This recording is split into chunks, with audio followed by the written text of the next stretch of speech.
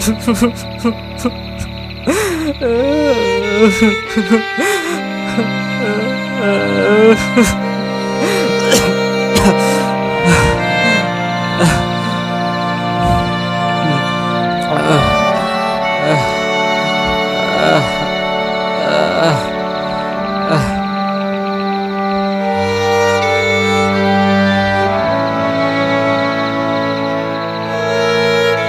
ప్రపంచంలో చివరి శ్వాస వరకు ఉండేది అమ్మా నాన్నల ప్రేమనేమో.